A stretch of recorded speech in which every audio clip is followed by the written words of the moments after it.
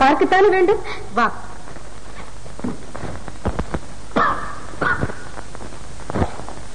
Mister மோகன் பார்த்துச்சா? போருமா? இறங்கி வந்தாய் சாந்தா, ஏன் இவளை உள்ளே விட்டாய்? இவளுடன் பேச எனக்கு இஷ்டமில்லை. உடனே அவளை வெளியே அனுப்பு.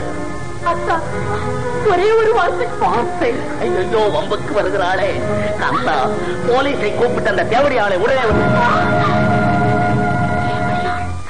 தேவடியாள். ஐயோ அத்தா, உங்கள் உள்ளத்தை விஷத்தை கலந்து விட்டார்களே. இந்தாம்மா, இந்த ஒப்பாரி எல்லாம் உங்க வீட்டுல போய் வச்சுக்க. மரியாதையா அந்த இடத்தை விட்டு இப்போ போயிடு. ஏம்மா, நீயும் ஒரு பெண்தானே, உனக்கு மனசு ஒண்ணு இல்லையா? நான் பொண்ணுதான்.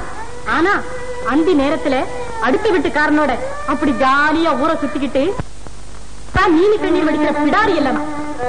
ஏமா கலாராணி, உனக்கு ஏமா இவ்வளவு கொழுப்பு? அடி நாசகாரி, காதல் மனைவியை துறந்த இந்த காம வெறியனை உனது கட்டுலரை பொருளாக்கி விட்டோம் என்ற கர்வந்தானே இப்படியெல்லாம் பேசுகிறாய். உன்னை சொல்லி என்ன பயன்?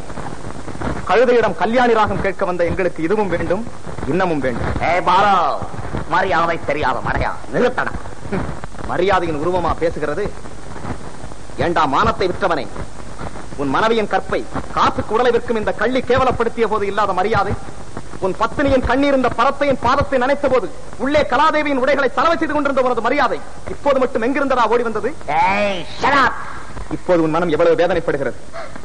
இதைவிட கொடும் துன்பத் தீயிலே துடிக்கும் புழுவடா உன் மனைவி. பார், நன்றாக பார். கல்யாணம் என்ற கோயிலுக்கு பலியிடப்பட்ட இந்த கண்ணியின் கண்களிலே வழியும் கண்ணீரை பார். திசை தெரியாது தவிக்கும் இந்த மரக்கலத்துக்கு ஒரு வழிகாட்டு. நான் சொல்வதை கேள் மோகன். உலக வியாதிகளுக்கு இருப்பிடமும் உன்மத்தர்களின் உறைவிடமுமான இந்த பரத்தையின் மடம் இறுதியிலே உன் உடலின் உயர்வையும் கையில் உள்ள காசையும் பறித்துக் கொண்டு நடுத்தருவிலே விட்டுவிடும் என்பதை மறவாதே. அவமானம், அவமானம். என் காந்தாவிற்கு வெற்றிகரமான அவமானம். விடே முட்டாள், அவளுடைய தன்மை உனக்கு தெரியுமா? போட விடியே. மோகன், உனது செய்கை அத்தான், அத்தான், போடி வழியே. அத்தான், அத்தான்.